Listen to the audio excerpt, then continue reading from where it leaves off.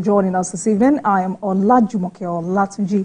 Court nullifies reappointment of Muhammadu Sanusi II as Emir of Kano, orders party to maintain status quo. Tonight we're putting the Edo governorship election in focus. And my guest is Kasima Fegwa, media consultant to the Media Committee, Edo APC Campaign Council. Welcome to Politics Tonight, everyone. Stay with us. We'll be right back.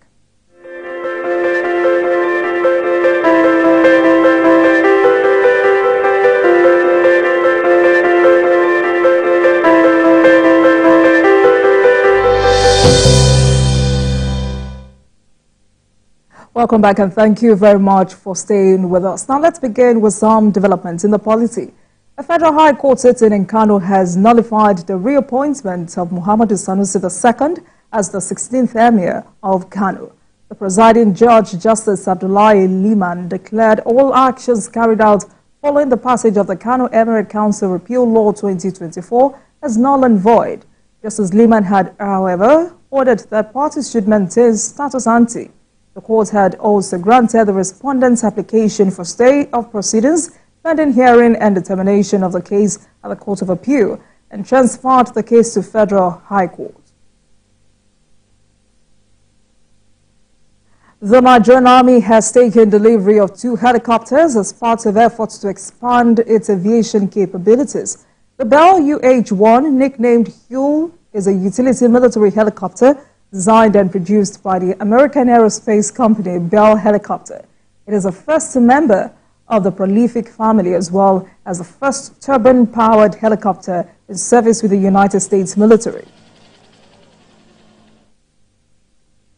Lagos State, as government says, death from the recorded cases of cholera has risen from 15 to 21, while infections also increased to 401 from 350 cases. Special advisor to the Lagos State Governor on Health, Dr. Kano Emirate, said the rise in cases was anticipated following the Eid-el-Kabir celebration, in which large gatherings occurred. Emirate disclosed this in an update released by the Director of Public Affairs in the State's Ministry of Health, Tubosu Gubanwo, on Thursday.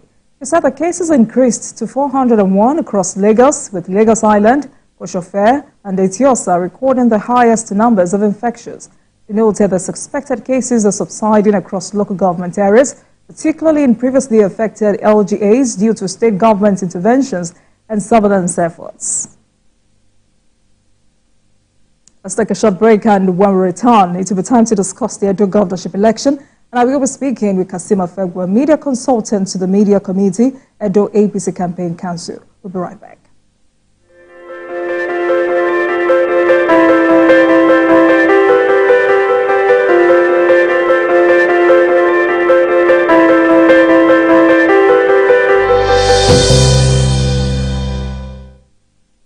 Welcome back, everyone. The Edo State chapter of the All Progressives Congress has inaugurated its campaign council for the September 21st governorship election. Former governor of the state and chairman of the campaign council, Senator Adams Oshiomhole, while inaugurating the campaign council, urged every member of the party in the state to work hard to win their units and wards. Tonight, let's speak with Kasima Fegwa, media consultant to the Media Committee, Edo APC Campaign Council. He joins me via Zoom from Edo State. Good evening to you, sir. Thank you so much for joining us this evening. Welcome to the program. It's good to see you again, sir. Good evening. Thank you for having me. Right. So some days ago, I had this discussion with Honorable Paul Ohumbamu, but it became very important for us to do this again because it looks like there is still a lot for us to know about. But let's start with your assessment of preparations by the electoral umpire, INEC. The final list of candidates is out. Continuous voter registration has ended. How would you assess the preparedness of INEC? Well, this is a standalone election, you know that, and that of Edo State and Ondo State are coming almost simultaneously. INEC so far, so good. They have started the continuous voter registration, the CVR, and fresh voters have been registered. And at the end of the day, they will come up with a comprehensive data of voters across the state. So we are waiting for them to come up with a clean copy of the total number of registered voters. But on the part of the political parties, I think we are upbeat. Absolutely. Two off-cycle elections coming up. But what other areas do you think INEC needs to up its game? Well, we will employ INEC to talk to some of their ground staffs who are in Edo here, who are becoming partisan. It will be good for INEC to create a level playing field for all the political parties so that the outcome of the elections will be acceptable to all participants and all political parties who are participating in the election. Of course, you know, when election seasons come like this, you have those who are playing the role of internal saboteurs who want to undermine the credibility of INEC to conduct free, fair, and credible elections, who want to give INEC a bad name. I believe personally in the capacity of the INEC chairman to make sure that he sees through this particular process and ensure that what comes out of it on September 21st will be acceptable to all. I don't have any doubt in the capacity of Professor Mahmoud to manage this whole process. All right. As part of the build-up to these elections, some stakeholders are wondering if the APC in Edo State is really ready for this election. I mean, it's looking like your party might not even have a chance. I mean, looking at the series of defections since the primaries ended, in a week, about 4 chieftains resigned from that party, including the APC Edo Central Senatorial Vice Chairman. That's Jeff Francis Inegbenike. I mean, interestingly, for a lot of people, this is someone from the same local government as your candidate. Another very prominent stakeholder, that's John Mayaki, also says he does not want to have anything to do with the candidate. I mean, he went further to say that the Edo governorship election should not be about party, but about competence of the candidate. What's happening, Mr. Fegwa? Well, this is political season. You should expect that so many subplots and plots will come to play. The issue of defection, I think APC has been at the receiving end in terms of those who are defecting to APC. They have been harvesting a lot of members, prominent members from the PDP, almost on a daily basis. Of course, Chief Inegbenike left us. That's okay. We expected that because we know his pattern of politics. So it was better for him to join the other side early enough than for him to remain with us as a mole. It's nothing to worry about. And the one that you mentioned, John Mayaki, I wouldn't want to join the issues with him because he claimed himself to be the director of media and publicity of the Monday Okpebolo campaign organization. For the past 3-4 months, he's been issuing statements, advertising the candidate, promoting his aspiration.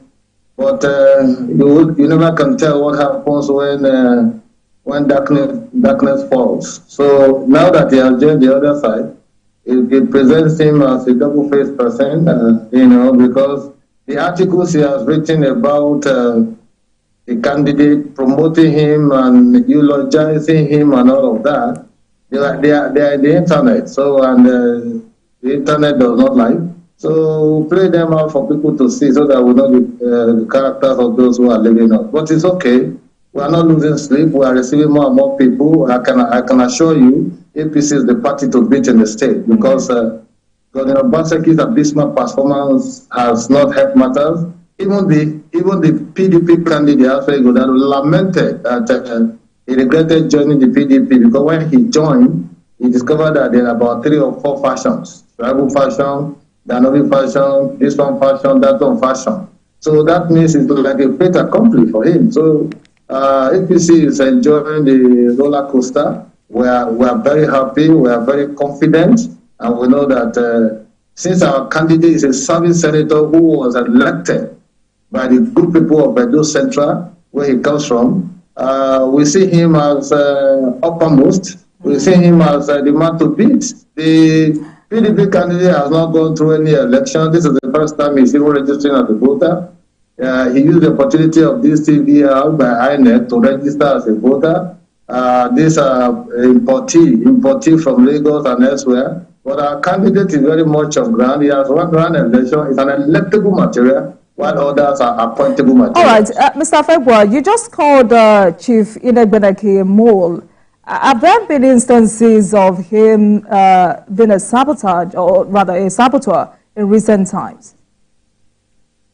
We are politicians, and we know ourselves as members of the APC. You know, it's not a thing that is unexpected. You know, in political parties, there are those who have their sentiments elsewhere outside your own party. There are others in other parties who have their sentiments within ours. So as we speak now, we have people who give us, you know, blow by blow account of what is happening in PDP, and I should expect that they too also have people in our own inner circle. So that's politics. It's given, but Inegbeneke is not a man to lose sleep about at all. I don't want to even discuss those issues because after elections or during elections, we know the capacity of those who can rally around the votes, who can rally around the people, who can deliver on votes. Because all these people who are talking here and there, writing this, writing that, tell them to show you their polling unit results. You'll be shocked at what they score.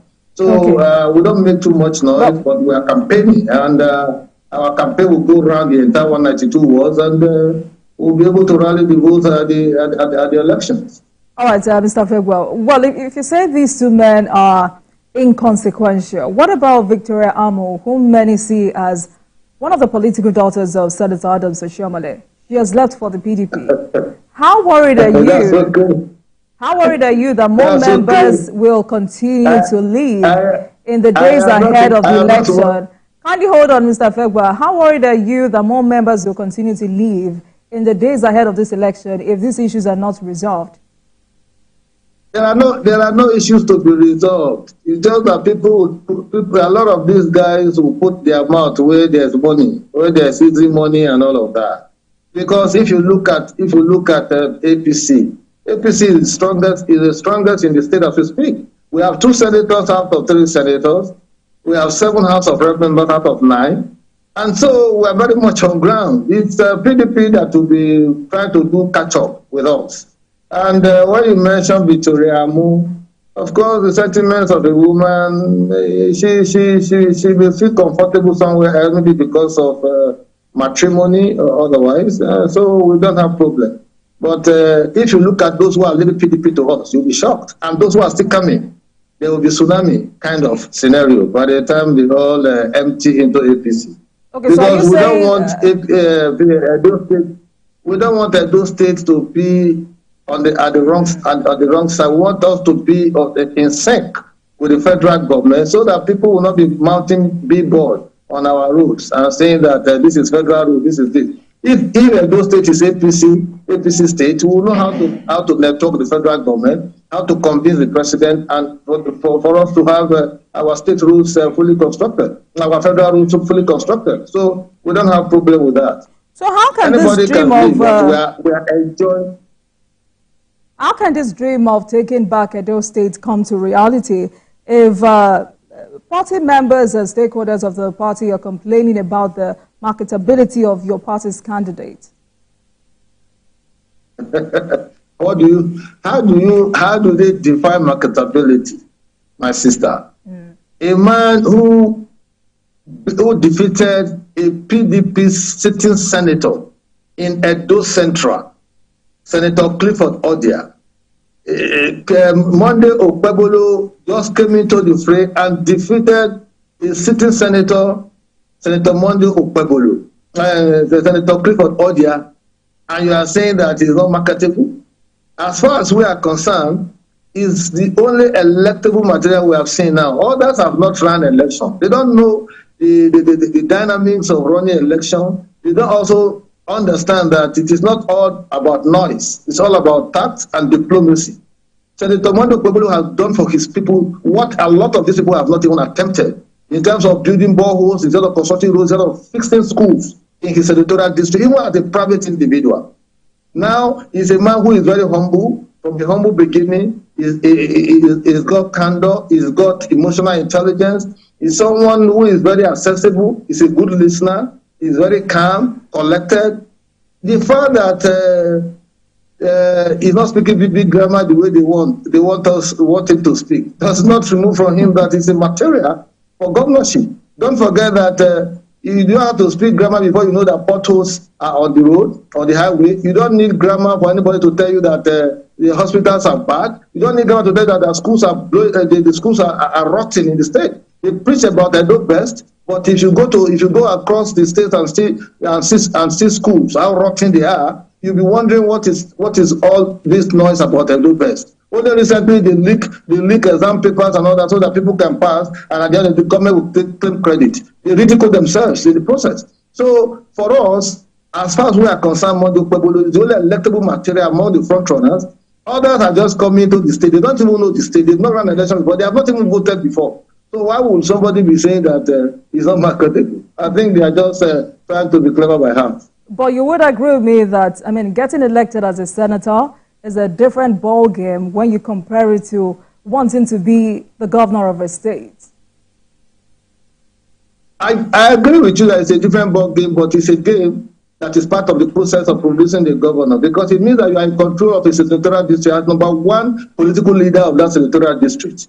He's controlling 5 local governments out of 18.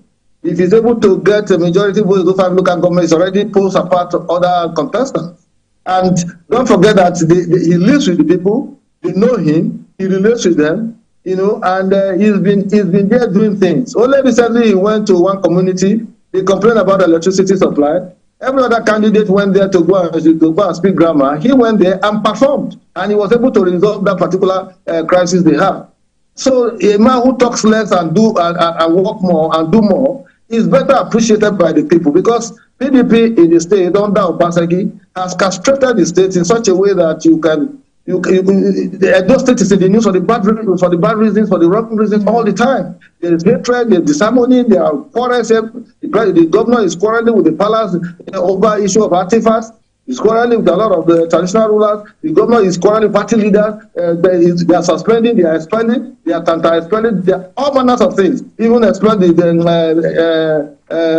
the deputy governor and all of that. So in all of these issues, I think the attraction should be that PDP does not have what it takes to unite the people, to rally us around and pursue our common ancestry, common interests in the manner that Edo is known for. The can-do spirit of Edo people is such that we like to be united, we like unity, and we rally around support around our traditional rulers, especially the Oba of Benin, who is a rallying point for all Edo home and abroad. And now we have a governor who is almost up in arms against him. And so Edo people are not fools. They are very enlightened. They are very conversant with the environment, and they can always interrogate issues. And in this election, the issues are very straightforward. How much performance have you put up in the area of roads? What about area of healthcare delivery? What about schools? Those schools, as we speak today, I challenge anybody to come and do a feasibility study. Any school that has more than 5 teachers, I'm ready to part with the best, because you need to go across the day and see the rocks. Mr. Afegba, we'll get to that in a minute. Because it's very important for Edo people to know why they should vote for the APC. But there are those who have said it looks like a fragmentation ahead of governorship election in Edo State has been normalized. So, I mean, in all honesty, if these people who are defecting to the PDP continue this way, isn't this a loss, a huge loss to your party, which in turn strengthens the fold of the PDP? I think you are getting the reading wrongly. The people who are defecting from PDP to APC are far more in number than the handful of those who are leaving us. That's the truth. If you take a roll call of the chieftains of PDP that have left them, don't forget that there's what they call legacy PDP. And that legacy people, that the aborigines of the PDP that ceded the political power to Obaseki in 2020. And so majority of those persons have defected to us. The fact that we're not making too much noise about it does not mean that a lot of people are not defected to us. They are defected, so many of them. Every day you read your news, you will see somebody defecting to us. The people who have left us, they are just 2 or 3. Victoria Amu, Inegbaneki, and I won't count John Mayaki as a politician because it's a media. But we had Mr. Odige, who was saying about 5,000, 10,000 members of APC had defected. Was it there to count the numbers? These are easy ways to tell lies. That is how to undermine. When people are defected to you, did they queue up for you to count them? These are all lies. ODK, for all we know, is neither here nor there. And so we know quite a number of these people who have interacted with them in time past and present, and we know that they don't have the capacity to tell them to give you their forwarding address. They don't have. These are people who are just political jobbers who go around to look for where to get their daily meal. So I'm not surprised at all that some of these persons are living. Indeed. I mean, it looks like the APC is also happy that the former governor of Edo State, Philip Shuaibu, has declared support for your candidate, Monday Okwebole. I mean, we also heard that he has donated some campaign materials to the APC. I mean, just like I asked Mr. Humbamu, what electoral value would the former deputy governor be bringing to this campaign? Well, you called him a former deputy governor. That's number 2 citizen of the state. For whatever it is worth, somebody who can donate a campaign office to us, who can donate vehicles over 40, somebody who has his own followers across the state. You should know the kind of value he will bring to us. We are receiving persons who, even if it is one vote you bring to us, it makes sense to us. And if you are sincere with us, and you're able to give us just one vote, it's better for us than those who don't even have votes to bring, and they will be telling you that they are defected. When APC finishes this election, our candidate come out victorious, you see the same persons coming up with the reason that it was Satan that lured them to join other parties. They will still beg and come through the back door. I can bet you, because this is not the first time they are doing so. So we don't have problems. But now that his party has suspended him. Our rank and file is swelling by the day, and we are happy that we're upbeat. But now that his party has suspended him, is the APC willing to accept him into the party? Wait, who? Philip Shuaibu. The party has no powers to suspend people. The suspension of political party members is at the ward level. You see, this is part of the inexperience of the PDP and the rush to conclusion of a lot of their executives. At the state level, you cannot sit down at the ESCO meeting based on the constitution of parties for you to expel anybody as a state working committee body. You cannot do that. Your registration with the political parties at the ward level. When I left the PDP, I went into APC. At my ward level was 5 in Okwela, and I duly registered. That is the point of registration. If you are to be expelled or suspended, that is where it will take place. So all this one they are doing is just a storm in a teacup. But the PDP candidate, Zati Godalo, received endorsement from the Peter Obi support group. I mean, you would say you're not worried, but I'm sure you're very worried as a politician. I mean, as against supposed to the candidates of the Labour Party, Olumide Akpata. How worried are you, Mr. Fegwa, about how this could affect your candidate? A lot of what you read from the PDP media team is essentially propaganda. You see, a man who has not been part and parcel of the power apparatus of Edo State, who has never voted in Edo State, cannot be harvesting voters in one fell swoop, just the way they are presenting it. No. The Peter Obi movement, they are not one consolidated body. They are made up of different set of Edo people, women, youths, and all of that. They will naturally defer to candidates of their choices. So we are harvesting a lot of them. Olu Akwata is also doing the Labour Party, is also harvesting some of them. The PDP candidate who also harvested some of them. But to say that obedient movement in Edo about does is a big lie. And I challenge them. But Mr. Fegwa, do not forget when you look that... at the elections, let me just make this point. When you look at the elections in the outcome of the election in 2023, APC defeated PDP right in Benin, which is Edo South, which is the hub of obedient movement. And the senatorial candidate of PDP lost election. The governor himself at his polling unit of Oredo also lost election. So he has a Labour Party senator representing him, and an APC House of Rep member representing him. So these are the dynamics. So they can say anything they want to say, but in terms of followership, in terms of support, APC is the party to beat as we speak today in Edo State. But I mean, this is different because Edo Decides 2020 was a straight and open race between two major parties. I mean, we had Ise Yamo of the All Progressives Congress and incumbent Governor Godwin Obaseki of the PDP. It's a bit different now. You're trying to unseat the ruling party in your state. That's the PDP, knowing how the power of incumbency works in Nigeria. And like I asked earlier, the Labour Party, which did pretty well in the 2023 presidential election, is also there. How will you surmount these dynamics? The power of incumbency was there in 2023 when they lost. They don't have a senator. They only have one House of Rep out of 9. So where was the power of incumbency?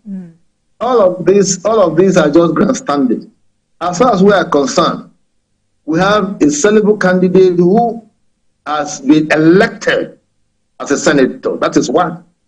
The candidate of the Labour Party has never been elected into any office in the state. The candidate of the PDP has never been elected. They are good materials as appointable materials that can be appointed by Senator Monday Okpebolo if he gets into when he gets into office. But to say that in this election that they will defeat us, it will be like the biblical camel passing through the eye of the needle. I can assure you that APC in the state is very strong. We are very virile and we are very articulate on the issues that are confronting Edo people. You don't need to preach too much. I arrived Benin today. It was rainfall.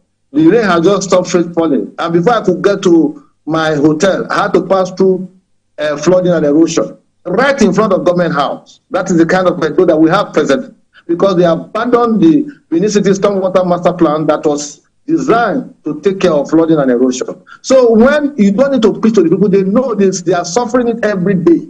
When you go around the city as a city, you see flooding and erosion. When the clouds are gathering, people are afraid. They are threatened. So there are issues to campaign with. They are just on the fingertips. The schools are bad as we speak. I challenge them. I told them sometimes ago that the schools in my community of Okpula, 4 schools, the highest of those schools has 4 teachers. We only have 4 teachers in one of the schools. The others are 33 teachers from GSS 1 to SS3. They have not been able to contradict me. Right. In fact, one of the schools has packed up because of lack of teachers. Is that the kind of state we want to inherit? Is that the kind of state that those Edo people are going to? We cannot reinforce failure. Whether they like it or not, we want to protect the sanctity of Edo State as the heartbeat of the country. We want to protect the sanctity of Edo State as a very enlightened state made up of credible Nigerians who have contributed their quota home and abroad. In fact, the foreign remittances to this state is one of those things driving the economy of this state. And so when they come back home, they want to see a state that is very secure, a state that has infrastructure and renewal. Not the ones when they are repainting buildings that were built in 1977 and all that, and they are inviting former President Jonathan to come and commission those kind of projects. It's very laughable, very ridiculous, when there are a lot of things to be done. All right. So you've highlighted all of these challenges. Now, when we come back from this break, we'll look into how your candidate intends to address these issues. Please stay with us. We'll be right back.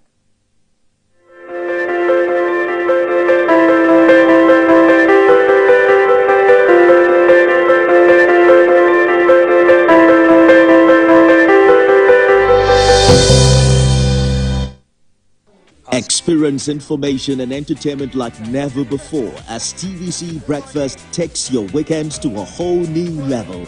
Introducing TVC Breakfast Weekend Edition, your ultimate source of thrilling sports updates, insightful political analysis, and captivating entertainment news. Stay in the know with what's trending, catch up with the latest in sports, and immerse yourself in the latest buzz from the world of music and movies. Your weekends are no longer just days off, but moments packed with knowledge, excitement, and enjoyment. TVC Breakfast Weekend Edition, only on TVC News.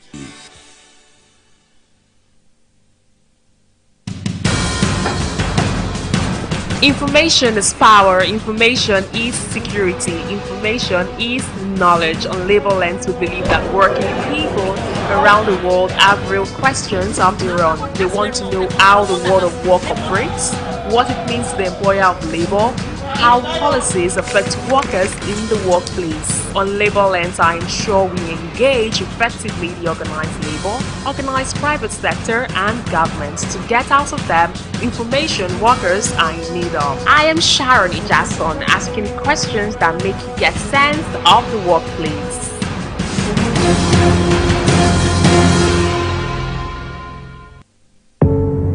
Doubt and fear doesn't occur at the canvas, it shows in the canvas.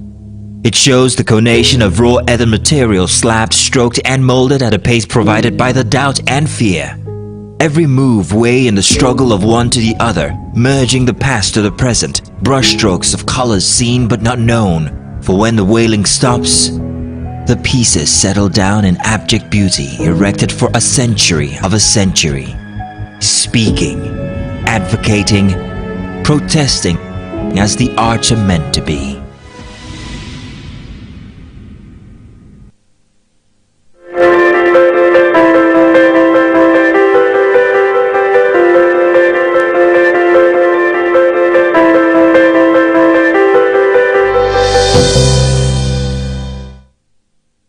Welcome back to Politics Tonight, everyone. Thank you so much for staying with us on the program. Tonight I've been speaking with Kasima Fegwa, media consultant to the Media Committee, Edo APC Campaign Council. Tonight we're talking about Edo governorship election in focus. Mr. Fegwa, thanks a lot for staying with us on the program. Now, before we move on to how your party intends to reposition Edo State, let me whisper to you some of the feelers we are getting. Now, some Edo residents say party members like yourself are standing up for a man that cannot stand up for himself. I mean, the sentiment out there is that your candidate is hiding from the media. They don't know what his CV looks like. We only have some of you speaking on his behalf. So let's put this conversation into proper perspective. Who is Senator Monday Okpebholo?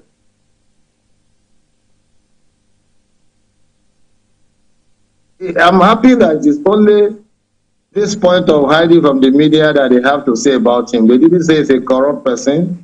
They didn't say he doesn't have a humble beginning and all of that. Senator Monday Okpebholo is a Nigerian from the Eastern-speaking tribe of Edo State. He is presently a senator serving the good people of Edo Central Senatorial District. He is a man who grew up through the ranks from a very poor home, struggled to get himself educated up to university level, and at the end of the day started a business from scratch, and that business has become a multi-million-dollar business, and that is Interweb and Satcom and Chapman Computers. He's the CEO of this group. They assemble computers and all of that. We've got a big headquarters in Abuja. And Interweb and Satcom is one of the internet providers, broadband providers in the entire country, one of the best. They have received the award home and abroad. The latest is the one he got in Geneva. And so Monday is calm, collected, very humble, is accessible to people. He understands the people. He mixes with the polloi, those who are the ordinary people in the village and all. That's why his campaign is resonating so much support and popularity, to the point that what the other persons are campaigning on is just about, hey, he doesn't speak grammar. He doesn't speak grammar. But it's a senator representing the entire Edo Central Senatorial District. So for me, instead of blackmailing him, they should go and campaign to people. They should go and take their campaign to the people, because Monday has already been elected as a senator before. He's in pole position to clinch this governorship ticket victory in Edo State. So I am pleased with the man who has emotional intelligence, who is empathetic to the aspirations and yearnings of the people, who feels their pulse, who sees and does. Not those one who will come and promise yesterday and tomorrow. They keep promising. I just give you a scenario that he went to a community in Edo Central, and they were complaining about lack of electricity for a long time. The other candidate went there and promised that when he gets into office that he will attend to it. He went there, And he told them that right there that he's going to fix it, and he fixed it within a month. And so those people have electricity as we speak now. They complain about federal government rules, EPOMA sport, EU sport especially. And he went straight to the minister of works. They also went straight to the president of the country, Asiwaju Bola Ahmed Tinubu, and lamented that his people are suffering bad road. And before you say Jack Robinson, the Minister of Works has mobilized to site. As soon as they mobilized to site and they are fixing the road, the local government chairman came out and started claiming credit. This is the same road that they have mounted signposts saying that it is federal government road. We are sorry, as a government, we can't fix it. So a man who can do things is the one that people want. A man who has built more than 30 boreholes in the senatorial district, who has fixed rotten schools that the state government ought to be fixing, and who has also, provided healthcare facilities to a lot of people, provided palliatives when things are difficult. That is the kind of man that will resonate the kind of appeal that people are giving him. So when they say one people cannot speak grammar, you don't need grammar to know that the rules are bad. You don't need grammar to Queen's English to say to know that the hospitals are not equipped or to know that the schools are bad. As we speak, even the one they claim that they speak Queen's English is campaigning in pidgin language. Our common language in Edo State is campaigning in pidgin. I was asking somebody yesterday, I said, what has gone wrong with the Queen's English? All right, so this issue of grammar, let me come here, Mr. Efegwa. This issue of grammar is very confusing. Is his English bad? No, I said that's what they are saying. It's not. Okay. He's a university graduate. He's a senator. He's moving motion in the National Assembly. He's participating in discussion. He's the chairman, House Committee on Procurement. Public procurement. That's an important committee that resonates around all the ministries and departments and agencies of government. So such a person he has experience more than any other person. The others are in the private sector who are imported into Edo and they want to continue the economic predatory of Edo. And we are saying, no, we don't want economic predators, we don't want economic buccaneers who when they are afraid their private businesses will come to Edo to come and use Edo to live up to expectations. The history of Obaseki is very fresh in our minds. Right. In 2008, 2009, when he came to Edo, his company, Afri Invest, were insolvent, completely down and dead. Today, they have bounced back to the point that even owning a bank as a subsidiary. So this is what we don't want. You collect so much security votes, and at the end of the day, insecurity is replete across the states. How do we want to move forward under such a scenario? You are painting buildings that are old, and you are inviting former president to come and commission them. We have challenges confronting us. Flooding is one of them. Flooding of Benin City. We need to address that. And Oshobole started that when he was in government, invested so much. Instead of them to continue, they abandoned them. This government is supposed to be a continuum. But out of wickedness, sheer wickedness, they decide to abandon all of those projects. We are saying, no, we cannot repeat failure. All right, Mr. Fegba, let's talk about youth appeal. Because, Edo State is known for the kind of energy young people exude towards election in that state. You have Peter Obi, who polled a total of 300,000 votes to win the state, and majority of the residents say this is because of young people. How do you intend to galvanize the youths ahead of this election? Well, we have started the process already, and a lot of our campaign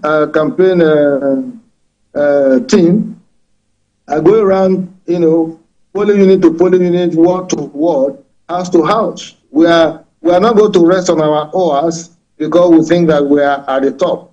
No, we are going to continue to carry out what they call mosquito campaign, going around every household, so as to sustain the kind of appeal we have now. Mondo Puebolo's selling point is the fact that he's very empathetic and he's also very, very connected with the people. Everybody has access to him. He doesn't build barriers and all of that. You can see him anytime, either in his house or even the campaign office and all that. He's accessible, he's approachable, and he understands the issue. So youths will naturally like such a person compared to those who are using fisticuffs, to address issues in the state. Those who are displaying arrogance. They tell you that they are boardroom merchants, they are this, they are that, and all of that. But also, Mr. Fegba, we want someone who has that humble beginning, who understand poverty, who understand All right, suffering Mr. of the people, Fegwa. and can But connect to them. Yes. how important is it that Edo State aligns with the federal? Yes, I'm just giving you a typical example of how important it is on the issue of this Chief Beniro. It's been in very bad state for a long time, and instead of the PDP governor in Obaseki to visit the presidency and all of that and make case for Edo State, he was erecting signposts saying that this road, we are sorry, this road is federal government road. As a governor of a state, the federal people are not coming to apply your roads. It's Edo people that will apply them. And if you don't have good roads to bring out goods and services from remote areas to the urban centers where the demand for them are high, then you are killing the economy of the state, number one. Number two, if the Monday Okpebolo, seeing the state of that road, had moved into action himself and Adam Sosumole as senators representing Edo North and also Edo Central, met with the president, discussed with him, and before 2-3 weeks, they gave the go-ahead to the Minister for Works to quickly start palliative work before the main work will start. And we are getting some reprieve now. That is the kind of thing we want to see. During Adam Soshomole, he constructed some roads, Ugbawa Road, the extension of Ugbawa Road, Dawson Street, Sapalo Road extension, all of that, which are federal government roads, and the federal government refunded 18.3 billion to Governor Obaseki as a governor. Ask me what he has done with that money. That he cannot continue fixing roads for the goods for the services of the people. So when you have a state that is infrastructurally rotten and decayed as we have now, and what you have is just a mere palliative that they are showcasing to the public, then you know that it is about time for Edo people to look inwards and endorse a man who has already started working even before being voted into office. So as soon as they saw that we were doing that road, the local government chairman under PDP started coming out and shouting that they were the one who has masterminded this. So I don't have any fear about this election, I can tell you, because Edo North is a lockdown for APC, Edo Central is a lockdown. The battleground will be in Edo South, where we have several local governments. And from the kind of people who are endorsing us now, those who are joining us from Edo South, the sky is the limit. So there is this unconfirmed report that Governor Obaseki has reconciled with Senator Oshiomhole and asking for his support. Is this true, Mr. Fegwa? Reconcile what? Some of us won't even want to say that, and there is no atom of truth in that. They are just playing mind games, trying to blackmail persons and all of that. Is it the same man whom you condemn of being a godfather? Is it the same person you want to reconcile with? To do what? You shouldn't be looking for the services of godfathers or those you have condemned to be godfathers. He should face his election and his godson, godson. We have a candidate who has an overflow of anointing and God's grace. You need to see the way people defer to Monday. Monday entered the fray for the first time in 2022 to contest election as a senator, and he defeated a sitting senator of the PDP. That is, and let me tell you, in the entire 25 years of democracy, the entire Edo Central has always been under the grip of PDP. It was the first time that an APC candidate was defeating a PDP candidate for Senate in that senatorial district. That is very instructive, and it is noteworthy, because if the people are not in support of Monday, he wouldn't get that kind of breakthrough. But because they know that he is a part of them, he's been doing so much for the community, for the members of the community, they decided to file out and they gave him enormous votes. He trounced the PDP candidate Clifford Odia. And so in this election, we are going to be looking at a man who is very humble, whose humility is very infectious, who has God's grace and anointing, who also understands the issues and the pains, among our people, who is very conversant with the poverty in the land and all of that, and he knows how to connect to the people. And so I'm not afraid at all, because in this election, whether you like it or not,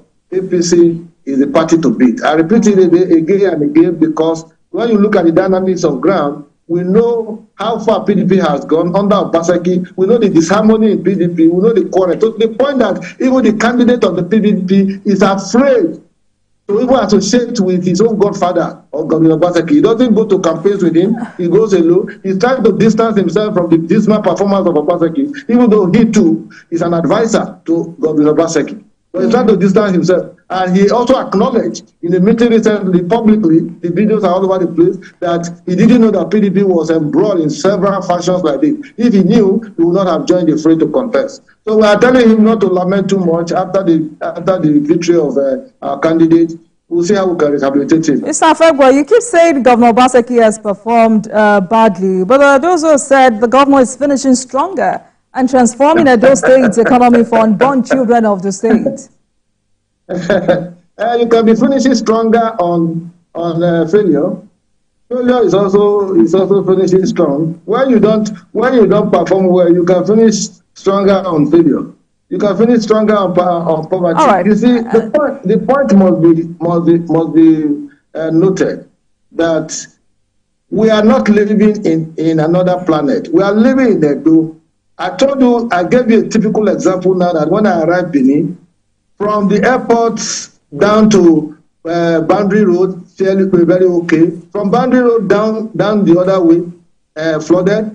From front of 4th Brigade, which is just beside the government house, flooded down to Protea Hotel where I'm putting up. So you can imagine the kind of anger of the people. You can imagine that these are supposed to be highbrow areas. But go to the other slums, areas that are far flung from this supposedly, government area. You see that it is flooding everywhere. So if anybody says his man is finishing strong, let them show you the statistics. Let them give you. Then we'll tell you. I challenge them to a debate. We'll sit on the television and we'll get to address the issues one after the other. If you show me the number of schools he has built, if you show tell us the number of the number of hospitals he has built. Even Ambrose Ali University, as we speak now, intakes to that place has dropped from 15,000 to about 3,500 because people are angry. Lecturers are on strike every now and then and everything. You know, there's so much setback in this state. That's why we want to rescue the state from the grip. We want to provide that grip of Governor Obaseki. All right, so in all of this, Mr. Afegwa, where is the former governor of the state and former national chairman of the APC, John Oyegu? You know, Oyegu is a respected Edo indigene. He's an old man. He's played the role of the father figure to all the candidates. And I expect him to maintain that status quo in the run-up to this election. We're at 80-something. We shouldn't be jumping around talking about politics. And I like the respect he has accorded himself by staying away from the fray. All right, so before we talk about the challenges and what exactly Senator Monday Okpebholo will be doing to change this, I mean, the magic wand your party intends to perform in putting Edo on the path of economic vibrancy. It may be too early for this, but some stakeholders have begun to highlight the importance of a level playing field ahead of the election, an opportunity where every political party will be free to put up its campaign banners and billboards without fear of intimidation. Would you say that has already been put in place by government of the day? Well, it is not the government of the day. Oh my God, sorry, I think I've lost you. I can hear you, Mr. Afegwa. Okay, the government of the day will naturally want to apply desperation in all of this. But we know for sure that we have all that it takes to withstand them man for man, vote for vote, contact for contact, and ability to promote stability and peaceful conduct of elections without inhibition. So when you talk about power of incumbency, it can only exist where you are popular. You cannot rig election where you are unpopular. And in the present circumstance in Edo State, the PDP has become a popular party, and members of the PDP legacy group are leaving them every day. Chieftains of the party are leaving every day, and so to a large extent, APC is in upbeat situation, and we're happy about that. There's no need to pretend that there are not a few challenges here and there, but they are not challenges that should worry us. We are not losing sleep over that. Between now and the time that the elections will come in September, we'll have been able to fine-tune all the other processes to give us a resounding victory such that the PDP candidate will not be able to ask for to go to the tribunal. We will beat them silly. That's what I foresee. All right, Mr. Fegba. So what's your parting message to the voters in Edo State as the election approaches? Well, I appreciate Edo people so much because home and abroad, they are very enlightened people. They have the spirit of can do. You know, their can do spirit can move mountains. And they are very conscious and aware of their environment. You can't deceive them for too long. They know what we are talking about. Markets have been burnt in this state. Promises have been made to fix them. We haven't seen them. Roads have been commenced. They have been abandoned. The Legale port was promised. We didn't see results. Our airport was promised. There's nothing to take off. So there are so many things that are existing at the level of MOU, to the point that the governor is being called an MOU governor. And so for me, Edo people should please, come up and come out one after the other to endorse and support the APC candidate, Senator Mondo Ebolo, who is very empathetic, who is very humble, who is very calm, who is collected, whose ability to, understand the plight of the people is very cerebral. And so, to that extent, we will be calling on them to support us because we don't want to reinforce failure. We don't want to continue to dwell on inanities, bestialities, and dismal performance. Just like Patrick Obahagbo will say, if you permit me to borrow his word. He said, what exists now in Edo State is akin to what they call Odori Fero Saga Kum Gagatwan Gaga Kum Gaga. If you understand that, you know that Edo is already in a very frustrated situation, and we are looking for the desire to repel us. And Senator Mondo Kobolo is that person. All right, so, and when will he start speaking to us, the media? Anytime you want him to talk to you, I will volunteer that. I'm a consultant to the campaign council, and anytime you want him, please tell me. We'll visit your studio and we'll talk to you. All right, we'll be looking forward to that. Thank you so much for speaking with us. There was nothing they didn't say about Senator Bola Ahmed Tinubu, the president of the country, when he was campaigning. They said all manners of things today. All right, Mr. Fegba. Thank you very much for joining us tonight. That's Kasim Afegwa, media consultant to the Media Committee, Edo APC Campaign Council. Thank you very much. And thanks a lot for watching, everyone. That marks the end of today's episode of Politics Tonight. But you can watch the repeat broadcast of this episode at midnight. Get in touch with us on our social media handles, Facebook, Instagram, and X at TVC News NG. You can use the hashtag Politics Tonight. We're also on YouTube at youtube.com/TVC News Nigeria. I am Olajumoke Olatunji. Good night, everyone.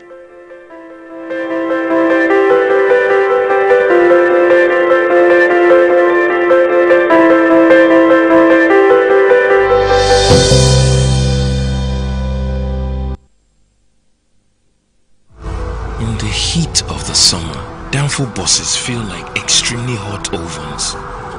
How do I cope with this heat? And how do I cope with that bad odor? By staying 5 degrees cooler.